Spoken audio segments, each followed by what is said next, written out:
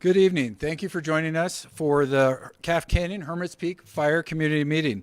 Today is Monday, May 30th, and it's Memorial Day. Today, we'd just like to recognize those that made the ultimate sacrifice for our country. My name is Chris Barth. I'm a Public Information Officer with Pacific Northwest Team 2. Before we begin with our presenters, I wanted to provide the current fire statistics. The Hermits Peak Calf Canyon fire is currently 315,223 acres. We remain at 50% containment. We have 2,989 personnel assigned to the fire at this point. There are 648 miles of perimeter around the fire. Before we begin, I want to just take a moment also to let folks know that we will be changing the schedule of our community meetings. So this meeting that has been occurring daily will move to a Monday, Wednesday, Friday schedule. Still at the same time, 6 p.m., but we will be moving to a Monday, Wednesday, Friday schedule beginning today. So after today, the next meeting will be on Wednesday. We know that there's some concerns about changing the frequency of these community meetings. However, know that this change is a direct result of the positive progress firefighters have made in containing this fire and limiting fire growth. Our daily operational updates are still available on social media and posted at various locations in communities around the fire. If you have questions, please continue to ask those in the comments or send us direct messages on Facebook.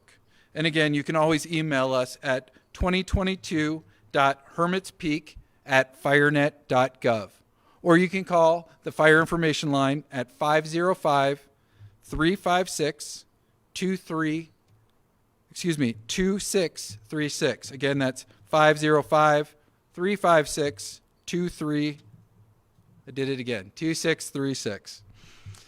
Tonight, we are going to begin with an operational update from the North Zone with Pacific Northwest Team 2 Operations Section Chief Kyle Cannon.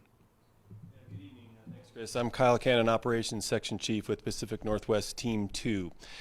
So today we made it through, hopefully, a fourth day of red flag warnings with high temperatures, very low humidities, unstable air, and then that strong south wind. And so at this point, we haven't seen any fire perimeter movement on the North Zone. But with that south wind, we've been focusing heavily still on those north areas along 518, working our way to the east. So in particular, on that piece of ground from Ripley Point out towards Angostura, above the 518, again, had hotshot crews in that area, really focusing on making sure that that line holds and that area is cooled out. Also, we had folks working, hotshot crews working from the Ripley Point area all the way out to Serpent Lake today. Those winds, though, were pretty challenging, and we did have some problems with snags and falling trees, so we did pull people out towards afternoon. Also, it's worth mentioning, if you were on the 518 today, you probably did see an additional pretty prominent smoke out there in the middle of the fire. No real threat to the fire's edge, but certainly you can see some of that unburned fuel that's out in that area continued to burn out. We also had some folks scouting out in this area, looking for options to see how to tie back down to the south as they make progress coming north. Moving over to the east, along the 518 corridor from Angostura, Angostura, out in towards Sipapu. We had folks in there all day long as well, patrolling and managing that area, making sure that that area held, and also around over into Chacon. There was a pretty prominent smoke here above Chacon this afternoon. Crews are on that and keeping a good eye on it. No threat at this point, but it was more visible than past days. And then certainly we have still have quite a few resources from Chacon down through Holman into Cleveland and Mora as well, holding all in there, mopping up and keeping an eye on that. If you're in Mora today, you probably did see some additional smokes interior again because the winds are drying out the fuels, and with the high winds, we're seeing some additional smoke interior. No real threat to the fire's edge, but kind of above the Santiago Pacheco Village area, there was definitely some additional smoke today. And then we also had resources, engines all along the 434 corridor, checking out that area and making sure it's holding and patrolling. Also, it's worth mentioning, I think, that we're beginning to focus some on suppression repair down here, chipping and removing some of that fuel along some of our lines that were constructed as part of that repair process. And then I think to the north here again with the red flag warnings and that little equipment caused fire that we had a couple of days ago, we opted again to hold operations for the most part, continue to improve roads and access, get equipment staged in the right position to launch once we get the right conditions. But for the most part, we were staged and ready to go. And also an additional thing to mention, I think, is that with the weather conditions we had today, we started to focus more on initial attack, being ready to support the local resources and the local agencies with any new starts that happen, especially over the next few days as we move into increased lightning. So again, appreciate it. Have a good evening and happy Memorial Day. Thank you very much, Kyle. Appreciate that update for the North Zone. Next, we're going to move down to the South Zone with California Interagency Incident Management Team 5, Operations Section Chief, John Chester. Good evening, everybody. So we'll start out, we'll just do kind of a brief overview of today's events, and then we'll touch on some of the questions that have been coming in through the chat and the other avenues that you guys send those to us. So up in the Big Pine area, continued the work up in there. The fire is back down to the structures that we were concerned about. We have hose lines and folks out there. They're continuing to mop up, allow some of those fuels to consume down to make it easier for the mop up and to provide better security around those structures as the days go forward. Coming back down around into the Boreas Peak, upper and lower Colonias areas, and then up and around to Division, what we call Division Hotel, into the Bull Canyon, Bull Creek areas. Good, strong work has continued in there. We are strengthening those lines. You can see on the map here that there's been some black line added to that, and that's due to all the hard efforts and the good work of the folks out there on the fire line. Continuing to the north, Elk Mountain, still working on that, still working on those indirect lines that we've established and put in to strengthen, bolster those up to aid in holding whenever the fire gets there. Predominantly, the fire growth that you're seeing is going to be in that Spring Mountain area. That area is still kind of free burning out there. Due to the terrain and the vegetation type out there, we are not able to get people in there as close to the fire's edge as we have in some of the other places. So that is out there. That's where you're going to see some of the growth, days past and the days to come is in that area. Continuing on up into the Hamilton Mesa, those folks are still up there scouting and doing the recon, looking for places to put that indirect line to tie in with the north as they come down towards the south towards us. Structure group is still out in the Pecos Valley. They're still doing work out there, assessing structures and making sure that we have things in place in the event of a new start or something else coming out of the Bear Creek kind of area or of Elk Mountain. So with that, a couple of the questions that we've fielded or we've seen is some questions about the 283 road coming out of Las Vegas, going into the interior of the burn there. So people are concerned. They've got some houses still in there. It's been a while since they've seen those. Right now, nothing new to report in there as far as smokes. We haven't been answering very many calls in there as for service. So that area remains pretty stagnant without much fire activity at all. So if you do happen to see stuff in there, feel free to call the information hotline that has been given out. And then between the hours of 8 a.m. and 8 p.m., if there's something after those hours, you see the glow or you see smoke, feel free to call the 911, and we will be in touch with those communication centers, and we will get folks launched to those types of calls. So we appreciate those and continue to do that as warranted. Another thing that questions we got is like the lower Rosiata. There's some red in there where that has been predominantly black for the past few days. And so when you see these like up here and then down here in the Mineral Hill area, as people get repopulated back into those areas, there are certain things that can cause our infrared to show up heat signatures.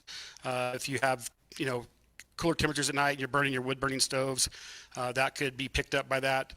Generators or other sources while the power has been out, you might get a heat signature off of that. So that's why you might see some of those red dots showing up in places where it's been a little cooler before. The ones down here on the south end of the fire, we did send folks in last night to take a look around and see if we could find those. They did talk with some of the locals that are in that area, and those were unfounded. So hopefully that puts a little bit of ease there.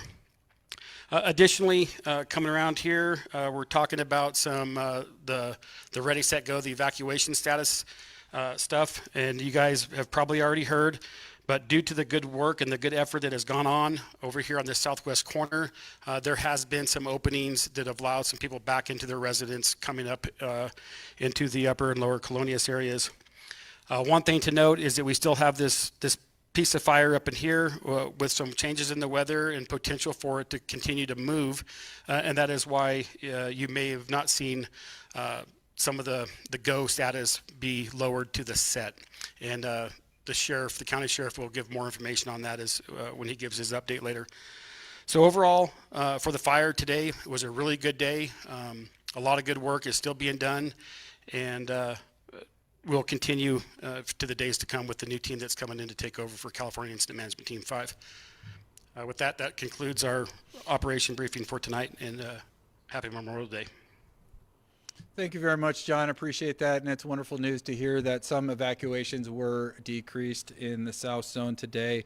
And again, just a reminder that folks can find those evacuations on the interactive evacuation level map that's posted. Next, we're going to hear from John Hernandez, who's going to be speaking about fire weather and fire behavior. John? Joe?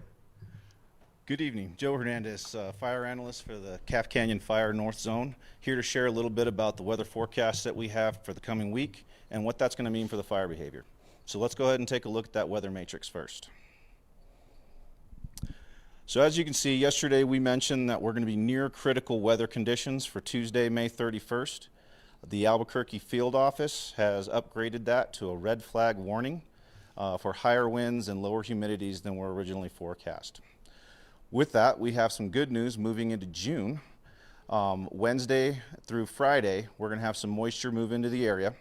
We'll have higher relative humidities and slightly lower winds, and it's going to take us out of that extreme fire behavior, extreme burning condition, and give us a little bit of a respite. With that, however, we are going to see an increased chance for thunderstorm development, which could bring gusty and erratic winds, as well as some lightning. Overnight, Tuesday to Wednesday, we will see a slight wind shift. We'll have some southeast winds. Overnight, they will be a lot lighter, and then they will shift to the south starting Wednesday morning. And then after Wednesday, we will see our normal shift back to the west and southwest winds. And we'll talk a little bit about what those winds will mean for us when we move over to some of the models we're looking at. So let's go ahead and go to the models. So here we have an IR perimeter. This was taken last night with an infrared flight. Here we can see areas that the infrared cameras picked up as having significant heat. You can see down here in these areas. Now these are all inside the perimeter. These are all known to the operations personnel, the firefighters on the ground, and these are the areas that they were checking on throughout the operational period. Up in here we have the area just north of Elk Mountain, where we do have some active fire behavior moving in that terrain. This is an area that we are monitoring and modeling constantly, and we will keep an eye on this as we move through this incoming weather pattern and move on into the next week. Up top here in the northwest corner, you can see a lot less heat than we've had in the last few days. We're still monitoring these areas, and fire crews are aware of all these different heat. This is some of the areas where you might see smoke, and a lot of these are interior, just heavy fuels that still have heat in them that are going to be burning as we dry out and have these winds. Now we can move on to some of the models that we have. These are some 5-day projections for the areas that have some significant heat and the fire activity. Each one of these colors represents a day's worth of growth based on the weather forecast and the fuel conditions that we've seen. You can see how we have a little bit of growth when we start to see that little bit of an influence from those southeast winds, and then the southwest and western winds will take back over and want to push this thing back into its own perimeter. Up here I went ahead and modeled a scenario. There is no active fire in these areas, and these lines are looking really good. But we did want to see what would happen if we did get a spot outside of the line, and those westerly southwest winds are going to want to push the fire out this way. I was out there today and talked to some of the crews and looked at some of the fuels. This line is looking really good, and there's a lot of really hard work being put in there, and a lot of folks out there keeping an eye on this section of the line. And so this is an area of concern, but one that's definitely being addressed by the firefighters. Now if we can move back to the big map. So what we're going to be seeing is, as we get this weather pattern come in, we do have some active fire down in this area. We're going to keep an eye on that. Like I said, we're going to be expecting possibly some thunder cell activity in the next few days, and with that, if we have thunder cells that build over the fire, we could see some gusty and erratic winds. Those can't really be forecast, but we definitely will keep an eye on some of these areas and keep the modeling. And it's going to test a few of these areas for a few days, but then we're going to start warming and drying as we get into Saturday and Sunday into the weekend, and we'll return to our normal weather patterns with westerly winds. That's all I have for fire behavior for today. Thank you. Thank you very much, Joe. Appreciate that update. And just again, as a reminder, as Joe's sharing those modeling, I want to remind folks that those models assume no firefighter intervention. So a great useful tool to help our operations folks planning for the next operational periods. Next, we're going to go to San Miguel County Sheriff, Chris Lopez. Good evening, everybody, and thank you for tuning in as always, and giving us the opportunity to update you on the work that's occurring on this incident. So with that, I'd like to start by saying there's a really good day for us today in terms of getting some repopulation going over in that Pecos corridor, something we've been talking about daily for several days now, and as we continue to work on getting through that critical fire weather event, which if you look at the weather forecast, we still have tomorrow, which really is concerning to me. As you can see, we have a southwest to a southeast wind. So once again, anytime that I see that southeast wind, it really makes me nervous, as that starts pushing the fire back into the Pecos corridor. So we have 2 days of that. I think Tuesday and Wednesday, where we have Wednesday's a direct east to a south wind. So we're going to have a couple days of that easterly wind that we're going to have to be dealing with, and it really get an opportunity to see how well these lines hold up that the incident management team has been working on. So with that, we were able to repopulate upper and lower colonias, and of course we didn't get through to Bull Canyon or Cow Creek at this time, which I'll kind of point out some stuff on the map here in a second. We're also able to move the village of Pecos into a ready from a set state, which is really good news for those people as well. And then what is it, lower, let's see here, I lost my, where are we at? Lower and upper La Posada, we also we're able to open up those little communities as well. So there's still a lot of the upper part of the canyon that's still that we're still really worried about. As you were hearing from operations, that the fire continued to back down in that Bear Canyon area, which I'll point out on the map here in a second as well. There's a lot. I've been getting a lot of calls where people feeling like the canyon isn't in any kind of danger, and I just want to point out throughout the time that I've been working on this fire, I've watched the fire back. Let's go over here to the map. So if you look over here towards the Mineral Hill area, we had the fire up here on the skyline, and I've watched it back even against the wind, which is predominantly out of the south west. So we're usually getting wind like this way. And even with that wind and pushing back, I've seen the fire grow all the way back down in here over the course of nearly a month now. And so with that, when you start looking at this Elk Mountain area and this Bear Creek Canyon area right in here, all these drainages that are in here, you kind of see where the fire's been, even against the wind, once again backing into that area. And so as hearing the operational updates, you kind of been hearing that they're having some issues in that area, and it's just not safe to put people back in that upper Pecos Canyon area yet until they can get a better handle on that. And that's from a safety standpoint. Also, you have your egress issues, and another point of it is the time it takes to evacuate such a big canyon. It does take some time, even with a bunch of personnel. I know the last time we did it, we had quite a few, and it does take us some time. That also goes the same for Bull Canyon and Cow Creek, that area. There's not that many houses in there, but it is way up in there, hard to get to. And on that point right there, as you can see, operations is talking about the containment line being built up all the way up to this upper Colonias area right here. But then above that, you still see that they're working on that, and it's still not considered contained, and they're still doing a lot of work in there.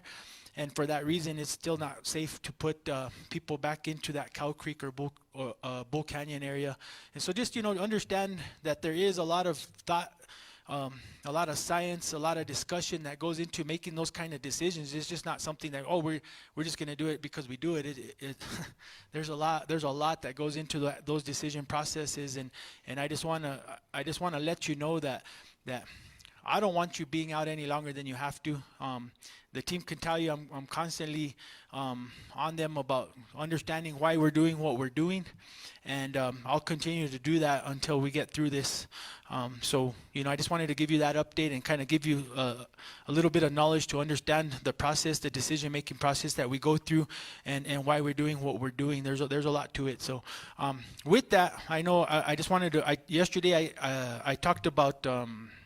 AfterWildfireNM.org, that website. I just want to talk about it again, as it gives you a lot of good information about things that you can do after the fire passes through your place and you're back home and doing things, and also in terms of preparation for flooding, which I've been talking quite a bit about as we continue to prepare for that. As Today we're about a month away from when we normally start seeing our monsoon season, and so we're really working hard on getting ready for that. And I want you, the listeners, to get on that site. And there's some checklists, there's some other stuff that you can start doing to prepare yourself and prepare your family, especially if you live in some of those floodplains and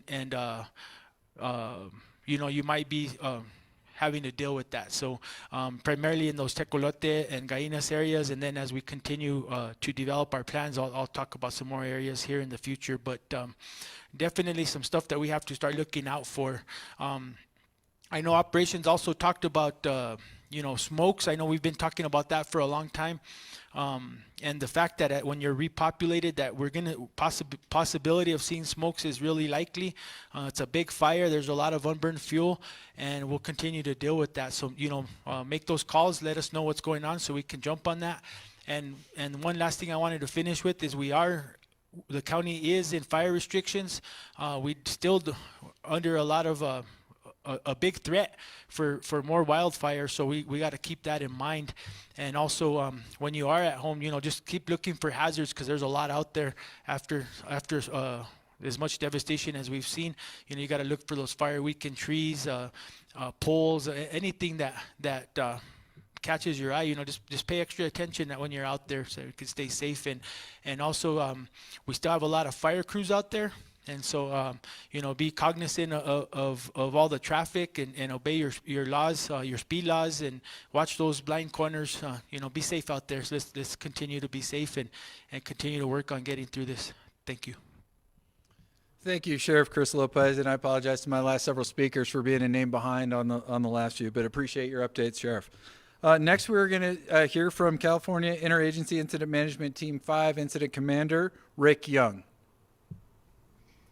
Good evening. I want to start out with a couple thank yous. As you've heard the past couple of nights, we faced some pretty tough fire conditions the past couple of days, and thus far it looks like we're going to emerge so far unscathed, and that's due mostly to the brave men and women that are out there doing what they can, working some very arduous conditions to keep us all safe. So I just want to say thank you for the firefighters. And those of you who don't know, we have the National Guard here. And they're here helping us with our camps and providing logistical support. And we simply could not do it without them. So I want to recognize them for their commitment to country and commitment to this incident. We're wrapping up a transition to Southwest Team 2, Dave Bales. They are the home team, so we're leaving you in some very capable hands. And then finally, I would like to thank you, the community. Your outpouring of support and generosity and kindness has been second to none. That makes my job and our job much easier. So thank you. I hope the next time I see all of you, it's while I'm on vacation with my wife, visiting this beautiful area you call home. But until then, take care of yourselves, take care of each other, and be well. Thank you. Thank you very much, Rick. It's been a pleasure to work with you and your team during the time that we've been working here together, and we look forward to working with Southwest Incident Management Team 2 and Incident Commander Bales in the coming days as we continue to work together on managing this incident. Again, I just want to remind folks that we are going to be switching to a Monday, Wednesday, Friday schedule. And again, as some folks have been commenting in the chat, just want to remind folks that we will continue to have those operational update videos posted in the morning, as well as our updates that are going out. We'll have weather information throughout the day. We'll be available to answer your questions via email and via our phone number. Again, that's 505-356-2636. And we look forward to seeing you again on Wednesday night. Thank you.